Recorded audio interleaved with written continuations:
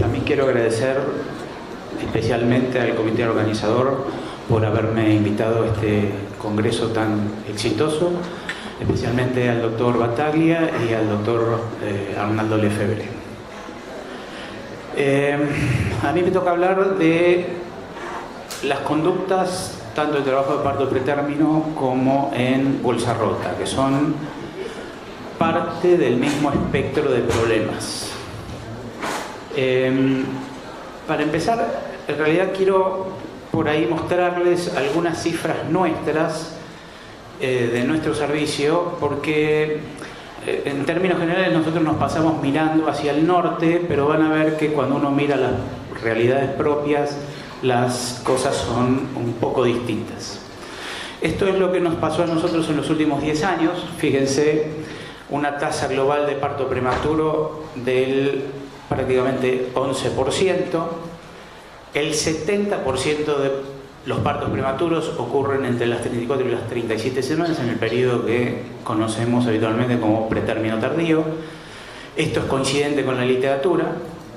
Más o menos el 1,5% de los partos prematuros ocurren entre las 32 y las 34 semanas. Esa es una prematurez que nos preocupa, pero ya no nos preocupa tanto como la que sigue, que es lo que ocurre de las 32 semanas para abajo, que constituyen más o menos el 2% de los partos pretérmino. A la derecha, ustedes pueden ver claramente cómo la edad gestacional al parto va disminuyendo también en la medida que aumenta el número de fetos del embarazo, con un promedio de 39 semanas para los embarazos simples, alrededor de 35 para los dobles y cerca de 34 para los triples.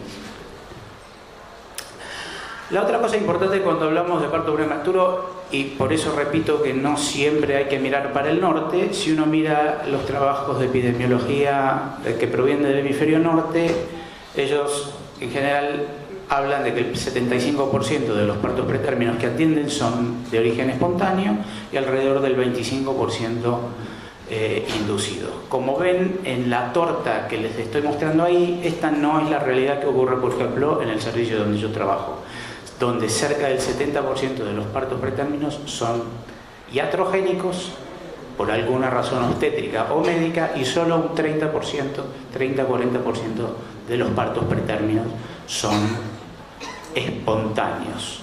Entonces, cuando uno va a implementar medidas como la medición universal de la longitud cervical, tiene que tener esto en la cabeza, porque en el único grupo de pacientes en el cual uno podría tener un impacto con un programa de screening universal sería en los de origen espontáneo y no en el volumen grueso, que por ejemplo ocurre en mi servicio, que son los partos por algún motivo obstétrico o materno o fetal que llevan al parto prematuro.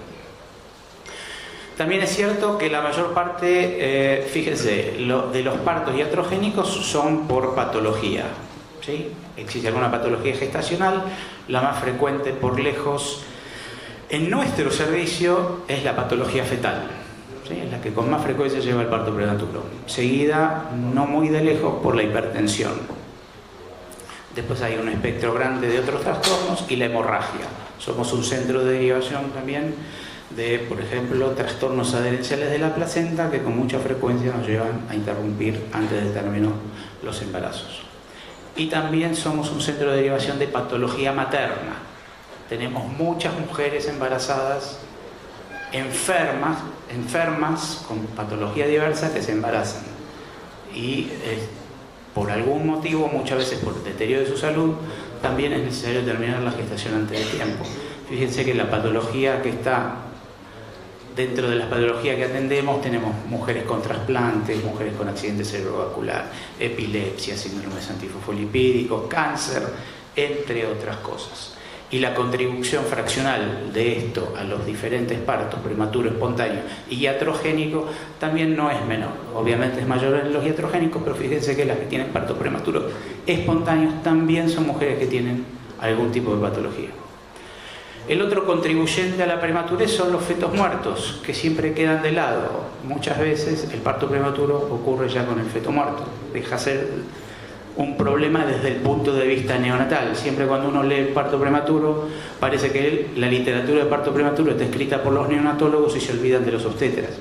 En este caso, en el caso particular de la contribución de la muerte fetal, es un problema que nos atañe básicamente a nosotros y no a los neonatólogos. Y el otro aportante a la prematurez es el embarazo gemelar. Nosotros también somos un centro de derivación de embarazos gemelares que, en términos generales, como pueden ver, depende del tipo, depende de la edad gestacional, llegan a contribuir entre un 15 y un 25% a la totalidad de partos prematuros.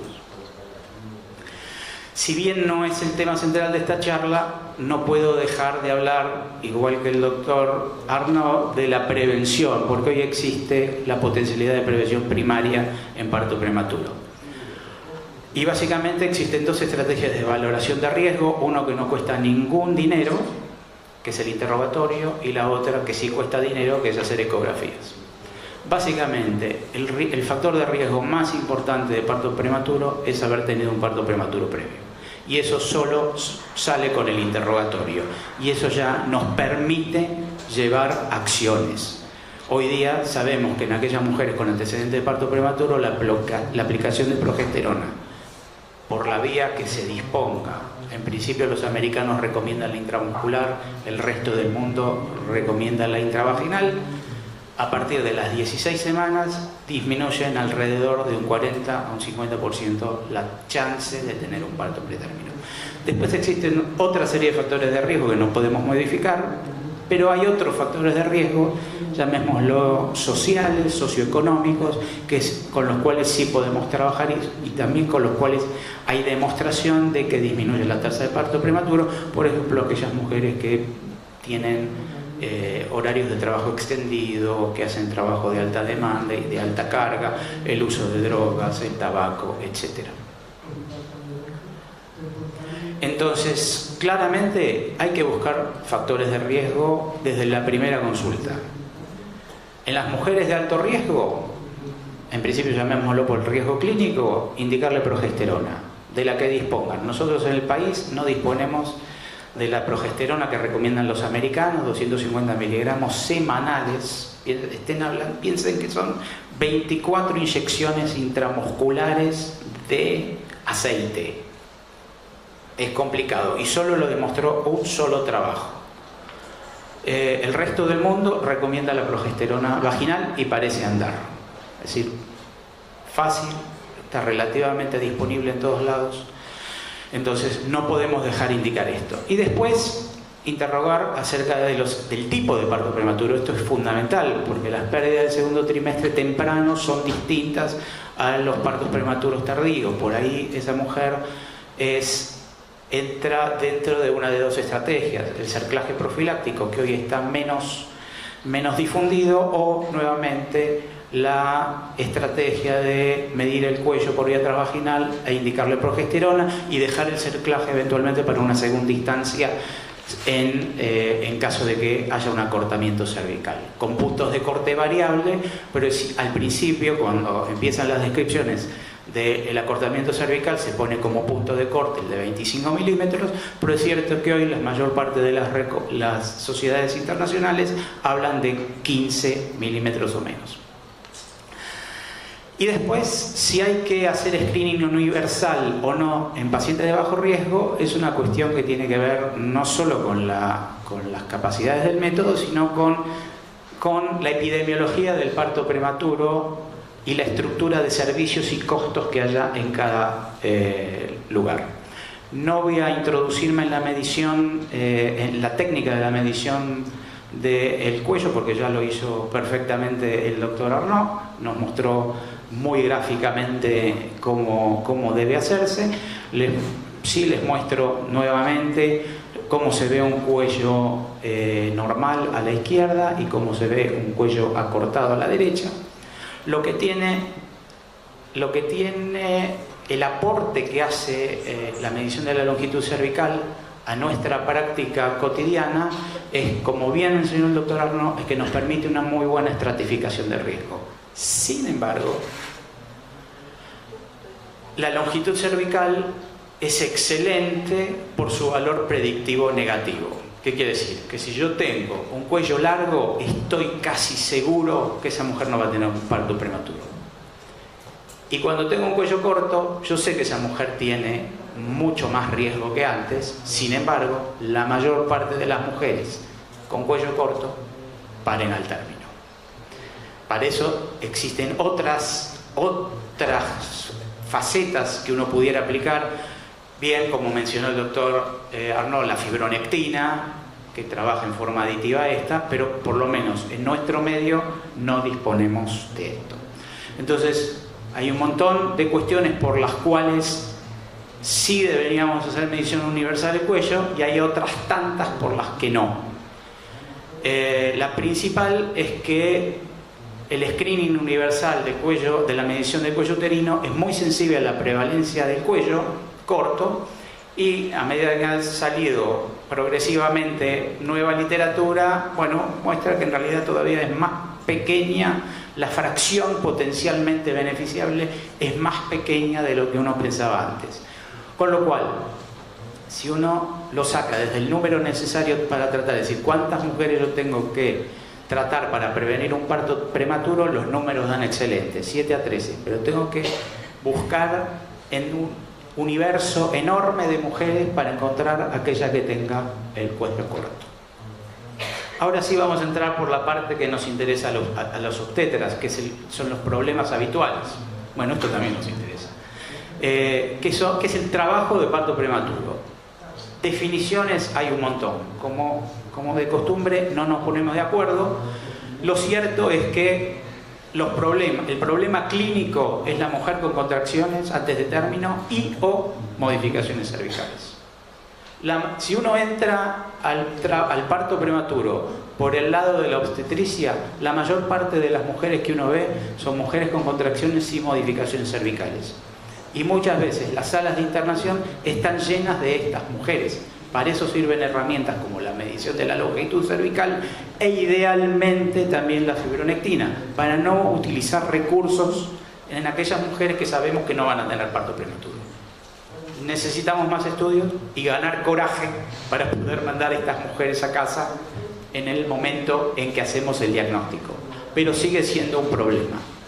Y eventualmente aquellas mujeres con modificaciones cervicales, donde lo que sí es clarísimo es que la ecografía transvaginal es mucho más sensible que el dedo para poder detectar cambios en el cuello uterino de las mujeres, porque los cambios cervicales vienen de arriba para abajo y el dedo solo puede ver de abajo para arriba. ¿Qué hacemos nosotros cuando encontramos una mujer que nos consulta con signos y o síntomas de parto prematuro? Que pueden ser el dolor abdominal cólico, el dolor lumbar, la presión pelviana, modificación de pérdidas vaginales. ¿Les suena conocido? Sí, son síntomas normales del embarazo y también son síntomas sutiles de parto prematuro. Cuando uno pone la mano en la panza, ahí recién uno puede enseñarle o descubrir que la mujer tiene contracciones. ¿Qué contracciones? Las contracciones que nos importan son las contracciones regulares. Las contracciones del trabajo de parto prematuro, primero ganan regularidad, después ganan frecuencia, después ganan intensidad, en ese orden. Claramente lo que hacemos es revisamos los antecedentes médicos, los antecedentes quirúrgicos y los antecedentes obstétricos. Luego hacemos el examen físico, valoramos el abdomen, la altura uterina, la frecuencia, la intensidad, la duración, el tono, la estática fetal. Todo eso nos permite armar un cuadro de saber clínicamente cuál es el riesgo de esa mujer de tener un parto prematuro. Claramente hacemos una valoración de la salud fetal, en principio por auscultación. Luego hacemos una especuloscopía para poder ver si visualizamos el cérvix, si está modificado o no, si hay pérdida de líquido, si no hay pérdida de líquido, si hay hemorragia. Hacemos un examen vaginal, valoramos el índice de Bishop y solicitamos exámenes complementarios, dentro de las cuales está laboratorio convencional, sedimento de orina y urocultivo, porque es una causa frecuente y tratable de parto prematuro, bioquímica básica, un monitoreo fetal y, dado que nosotros disponemos 24 horas de ecografía, usualmente le medimos, si no hay contraindicación, le medimos la longitud cervical. ¿Qué hacemos hacemos con esa mujer? Lo primero que hacemos es le reducimos la actividad. En general es una mujer que viene caminando, no en ambulancia. Por ahí se queja de que ha estado con contracciones o no, o con estas molestias durante un tiempo. La ponemos en observación, la hidratamos y hacemos una prueba de tocólisis. Con esto, a ver, si uno lo mira conceptualmente, la tocólisis, y lea las guías de práctica clínica, la tocólisis está destinada a ganar por lo menos 48 horas para administrar corticoides. Sin embargo, lo que no está escrito en ninguna guía de práctica clínica es que la tocólisis también es una herramienta para sacar el síntoma, como uno saca un síntoma cuando una mujer tiene un cólico, o cualquier persona tiene un cólico abdominal. ¿Por qué? Porque las contracciones son un signo de alarma. Si uno envía a la casa a una mujer con contracciones repetidas, lo que hace es suprimir una de las pautas de alarma que debe llevar a la mujer a la consulta. Con esto quiero decir que no hay que usar tocólisis universal en ambulatorio, pero que a veces es una herramienta útil para poder mantener un signo de alarma en una mujer embarazada. ¿Cuál es nuestro tocolítico de primera línea? La nifedipina bioral. ¿Cuánto? 20 miligramos, comprimidos. Lamentablemente la industria nos sacó la cápsula de acción rápida. Los comprimidos disponibles actualmente tardan un poquito más, pero si uno le pide a la mujer que lo muerda y lo mastique, el mecanismo de acción es más rápido. La cápsula tenía efecto en 15 minutos, siendo masticado más o menos en media hora pueden tener una valoración de una respuesta inicial. Si la mujer responde y tiene algún motivo específico para ser tratado, una longitud cervical larga, no tiene ninguna contraindicación para ser mandada a su domicilio, se va a su domicilio con tratamiento específico, reposo relativo y control obstétrico cercano. No es necesario internar a esa mujer. Si no hay respuesta o la respuesta es parcial, ponemos en juego todas aquellas medidas necesarias para, a veces, suprimir el trabajo de parto prematuro, pero fundamentalmente también aquellas medidas que pudieran mejorar el pronóstico neonatal en caso de que el parto prematuro se dé. Y esas medidas son el reposo, la tocólisis, los corticoides, el sulfato de magnesio, la progesterona, cuando corresponde el cerclaje y cuando corresponde el uso de antibióticos. Reposo, sabemos que no cura nada. Es más, está demostrado que en parto prematuro hasta puede ser perjudicial, sobre todo en embarazos múltiples, pero siempre es una herramienta terapéutica que está a mano del médico. Cada médico debe evaluar en cada paciente a quién debe indicarle o no indicarle reposo. También el reposo es un arma de doble filo, porque después si son los resultados negativos y la mujer no respetó el reposo, es una fuente inagotable de culpabilidad, ¿sí? Y sabemos que como herramienta terapéutica no es efectiva. La tocólisis. Como dije antes, la tocólisis no está destinada a curar el parto prematuro, está destinada a ganar tiempo y o sacar síntomas. Durante muchísimos años nosotros usamos como tocolítico de cabecera los betamiméticos. Y después los fuimos dejando de lado en manos de los bloqueantes cálcicos.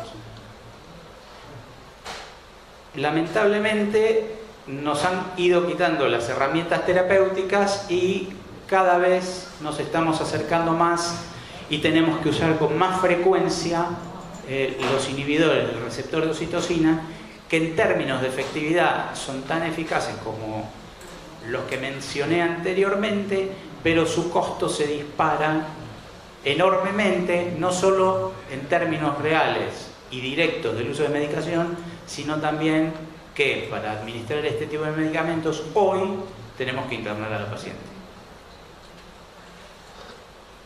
Miramos si existe alguna contraindicación general de tocólisis, tenemos en la cabeza cuáles son los objetivos de la tocólisis, administrar los corticoides, el sulfato de magnesio si uno considera el parto inminente.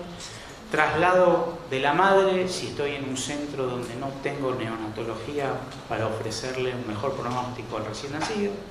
Antibiótico profilaxis para prevención de estreptococo en caso de que realmente el parto prematuro esté en proceso. Y eventualmente quitar síntomas si fuera el caso. Como les dije, usamos durante años y años y años y años el Ritodrine como primera elección, tanto por vía oral como por vía endovenosa. Fue retirado del mercado argentino hace aproximadamente 2, 3 o 4 años, no recuerdo bien. Nunca usamos isoxsuprina, a pesar de que está disponible, y nunca la usamos porque la literatura sobre tanto la efectividad como los efectos adversos de la isoxsuprina es paupérrima, ¿sí? Pero es el único betamimético que está disponible en la Argentina. Entonces, no los usamos más. Nuestros dos tocolíticos de cabecera son la nifedipina y la indometacina. Para nosotros es un autoinhibidor sumamente noble, sobre todo cuando uno lo usa correctamente y ejerce los controles que corresponden en la mujer y en el feto. La indometacina está indicada en aquellos embarazos menores de 32 semanas y requiere en sí un control estricto del volumen del líquido amniótico. Mujer que está en tratamiento con indometacina debe tener un control del volumen del líquido amniótico por lo menos una vez por semana. ¿Se pueden usar en forma conjunta? Sí, a veces hay mujeres que necesitan más de un tocolítico. Finalmente, en aquella que no responde a una u otra, usamos como último recurso el atosiban. El atosiban, inhibidor de receptores de la ocitocina, misma efectividad que el resto de los tocolíticos. La verdad, no hay un tocolítico que sea netamente superior al otro. Puede ser que lo que cambie un poquito sea el perfil de efectos adversos y claramente lo que cambia es el costo. Entonces, ¿qué es lo que hacemos? Le damos nifedipina para empezar, le pedimos a la mujer que mastique el comprimido para que tenga efecto más rápido, evaluamos la respuesta. Si no hay respuesta, le damos una segunda dosis a los 30 minutos, máxima dosis por hora 40 miligramos. Si responde, podemos pasar a 20 miligramos cada 6 horas por 48 horas por lo menos, y evaluamos para qué las 48 horas, obviamente para dar corticoides y otras cosas que después vamos a ver.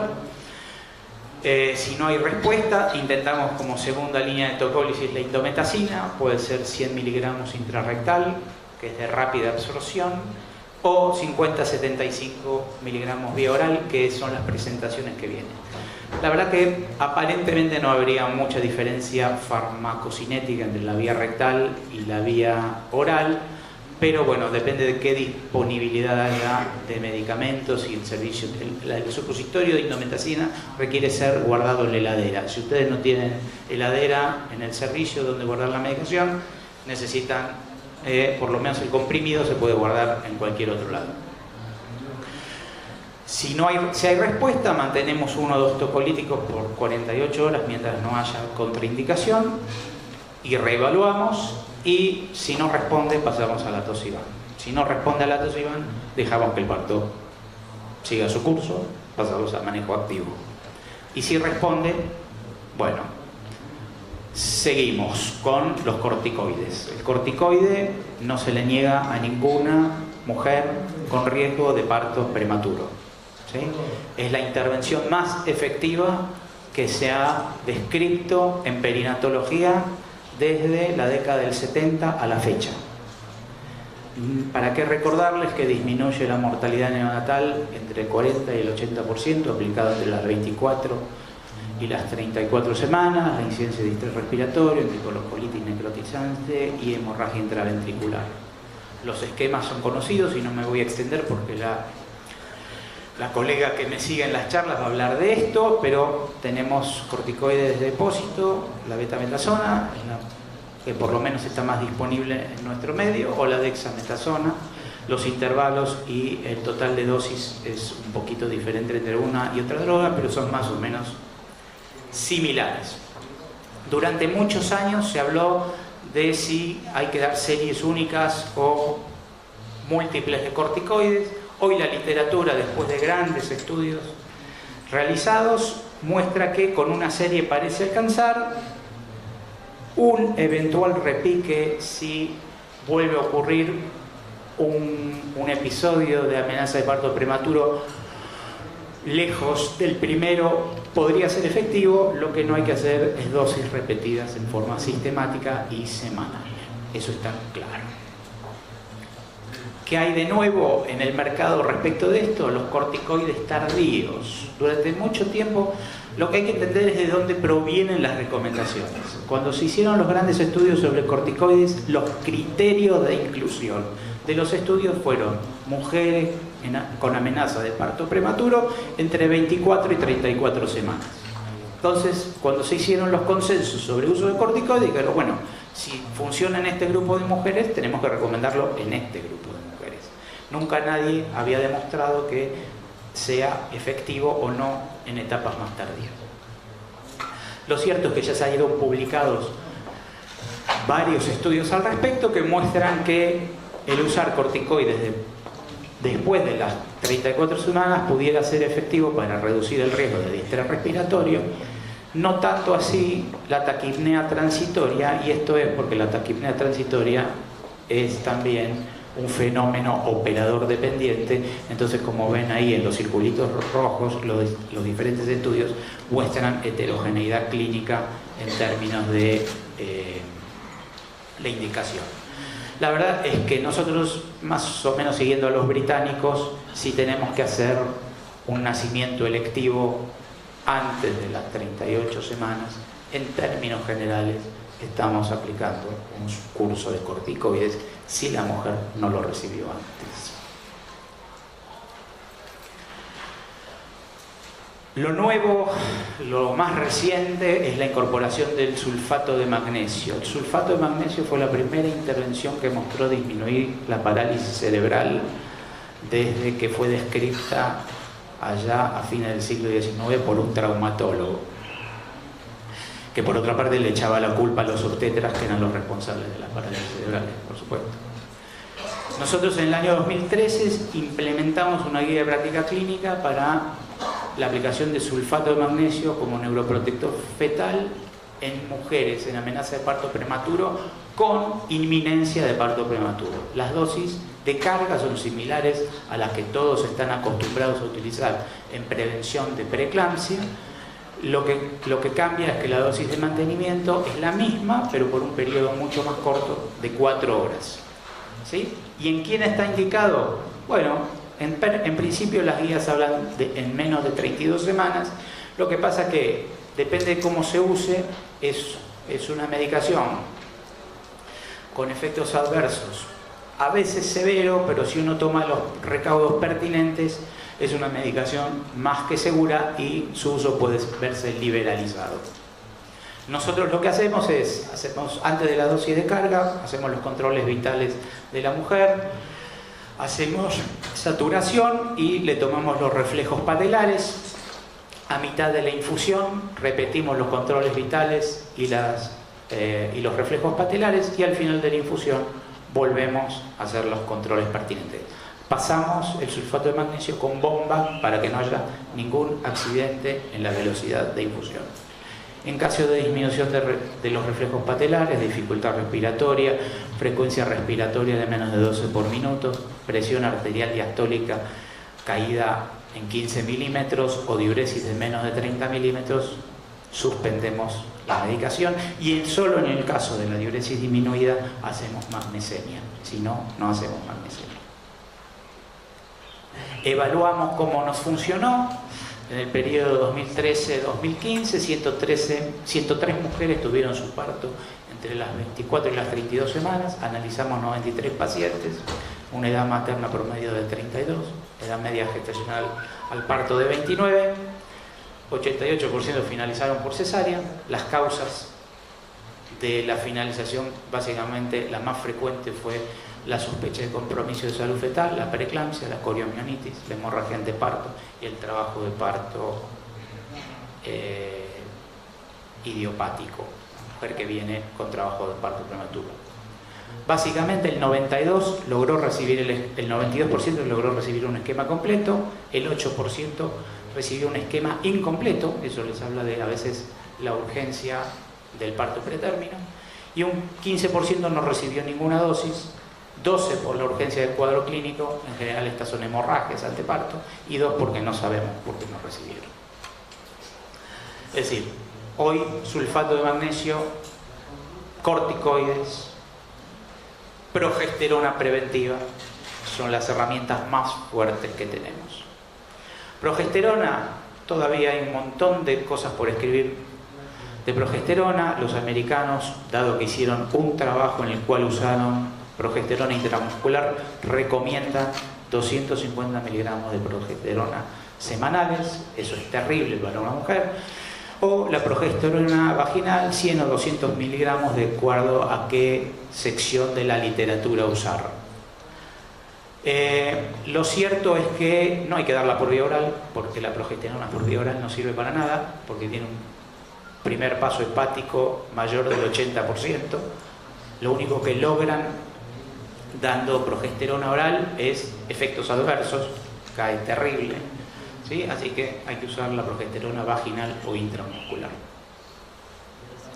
Entonces, la progesterona, profilaxis en historia de parto prematuro previo, en cuello corto detectado por ecografía.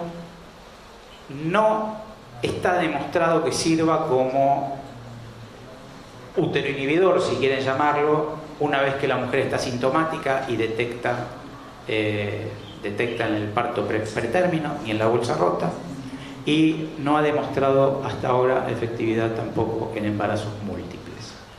¿Cuáles son las recomendaciones generales del uso de progesterona? Embarazo único con historia de parto pretérmino. Si les gusta seguir a los americanos, 17-hidroxiprogesterona, 250 miligramos intramuscular desde las 16 hasta las 36 semanas, o 200 miligramos día, cápsulas hasta las 36 semanas por vía vaginal, si les gustan las recomendaciones de los canadienses, que parecen un poquito más racionales. Se ve que el frío más al norte les hace mejor. En el resto no hay evidencia que sirva. Como les decía, la progesterona usada como tocolítico crónico no parece disminuir la incidencia de parto prematuro. Este es un metaanálisis publicado el año pasado de una colega española. Es una herramienta terapéutica disponible. En general los efectos adversos son escasos. No está indicado usarlo claramente en forma rutinaria. El cerclaje, por un lado tenemos indicaciones por antecedentes. Ya vimos que la mujer con historia de una o más pérdidas en el segundo trimestre, con clínica compatible, o cerclaje en embarazo previo, debido a esta indicación, hay que hacerle o ofrecerle un cerclaje alrededor de las 12 semanas, después de que uno hizo un screening del primer trimestre, y o ofrecerle la estrategia de seguimiento con ecografía transvaginal más progesterona, y en caso de falla y de ver acortamiento cervical, hay que ofrecerle el cerclaje. El otro cuadro que nos encontramos es el indicado por examen físico, es esa paciente que consulta antes de las 24 semanas con alguna modificación cervical importante, puede intentarse un cerclaje. Y aquel indicado por ecografía es embarazo único con antecedente de parto pretérmino, cuello corto menos de 25 milímetros antes de las 24. Es decir, a veces nos encontramos con esto, ¿sí? La bolsa casi en la vagina, un cuello corto, y si miran bien la foto de la ecografía también encuentran un barro, lo que se llama sludge o barro amniótico. ¿Qué es lo que hacemos nosotros con estas pacientes? Las observamos 48, 72 o a veces más tiempo, tomamos cultivo Evaluamos la presencia de infección materna, le damos usualmente indometacina para tratar de disminuir el volumen de líquido amniótico y eventualmente, si es posible, hacer el cerclaje sea más fácil, y le damos antibiótico claramente empíricamente. Y después intentamos reducir la bolsa, ¿sí? Generalmente con una sonda Foley. Si tenemos anatomía, hacemos el cerclaje y a veces reducimos la bolsa y a veces los resultados son buenos. En general, claramente, la efectividad del cerclaje en estas condiciones es menor que cuando uno hace el cerclaje alrededor de las 12 semanas con un cuello todavía íntegro. Pero los resultados no son tan malos como se creía hace años. Finalmente, el último elemento que tenemos es el uso de antibióticos. No está indicado el uso de antibióticos rutinarios en la amenaza de parto prematuro. Solo para el tratamiento de bacteriuria asintomática, infección urinaria, vaginosis bacteriana asintomática y para la profilaxis de VIH. ¿Sí? Hay evidencia clara de que dar antibióticos sistemáticamente en la amenaza de parto prematura no disminuye el resultado final. Entonces, en prevención de parto prematuro tenemos pesquisa de marcadores clínicos y ecográficos, reposo relativo, tocólisis, progestágenos, sulfato de magnesio, cerclaje. Pesquisa de infecciones cervicovaginales, en realidad hay alguna evidencia que parecería servir, sobre todo en mujeres con antecedentes, pero la verdad es que todos los ensayos aleatorizados hechos con antibiótico y tratamiento de vaginosis bacteriana no mostraron disminuir la tasa de parto prematuro. Otras intervenciones, bajas dosis de aspirina, hay algunos trabajos que hablan que disminuye la tasa de parto prematuro, pero bueno, no es una práctica estándar dar aspirina para esta indicación. Hasta acá terminamos una línea.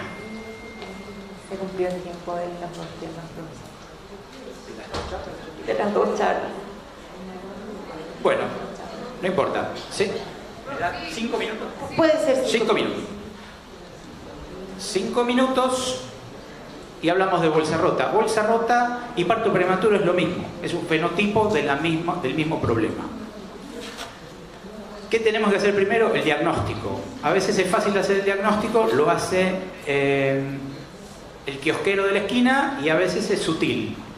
Nosotros, como elementos para hacer diagnóstico, usamos la cristalización y la nitracina. No usamos ningún dispositivo raro. Perdón, el espéculo, la cristalización y la nitracina. Tratamos de no tactar a las bolsas rotas. Cuando tenemos duda, dejamos a la mujer en observación, la hacemos deambular, vemos el paño, si está mojado, le hacemos cristalización, si no tenemos evidencia, la mandamos a la casa. Si hay evidencia, la internamos. Puede o no tener contracciones cuando ingresa. Entonces, si hay contracciones, evidencia de franco trabajo de parto, edad gestacional más de 36 o a veces más de 34, evidencia de infección o evidencia de compromiso de salud fetal, continuamos adelante con el parto. Si no, y hay alguna contracción o no hay ninguna contracción, intentamos el manejo expectante. Básicamente, dos grandes grupos. Antes de la viabilidad y entre las 23, tres grandes grupos. Antes de la viabilidad, 23, 36, 23, 34, 34 para arriba. ¿Qué es la viabilidad? Eso depende de cada lugar. ¿Sí?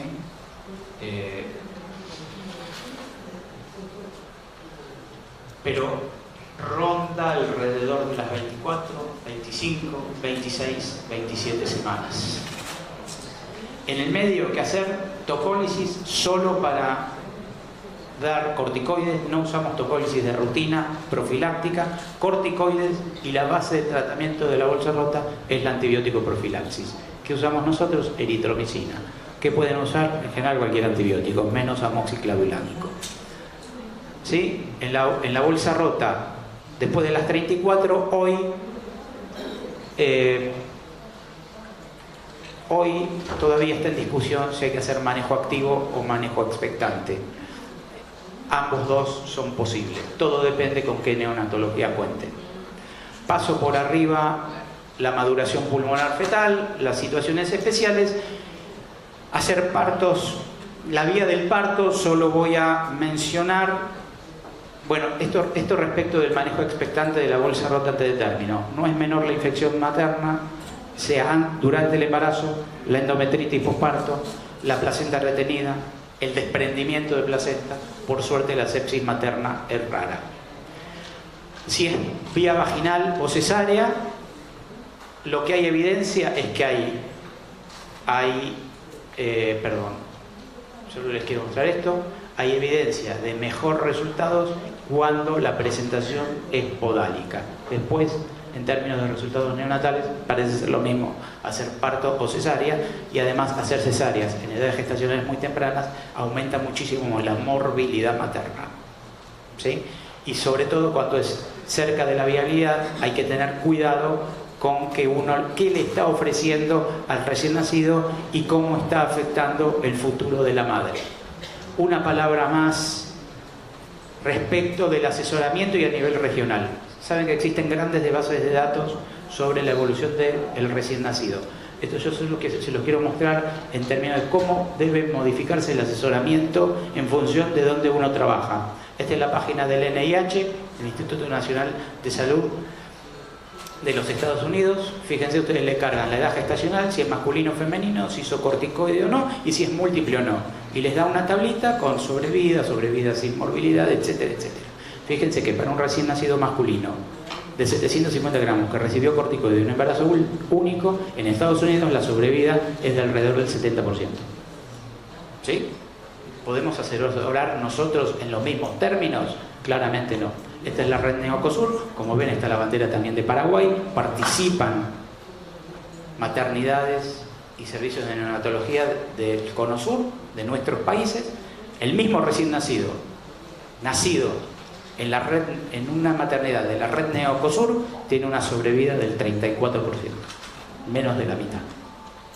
¿Sí? No podemos asesorar a nuestras pacientes ni podemos actuar con nuestras pacientes de la misma manera que se manejan en el hemisferio norte. Copiar no sirve, hay que adaptar, hay que tomarlo mejor, pero adaptarlo a nuestras realidades.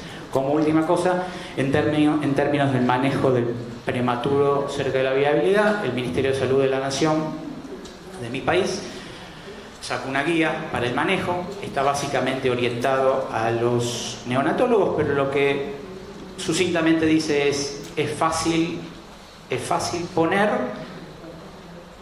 Después tómese un tiempo, piense, no le niegue ningún tipo de atención, ponga, y después siempre está a tiempo para retirarse con el asesoramiento correcto de los padres. Eso fue todo, muchas gracias, perdón por la demora.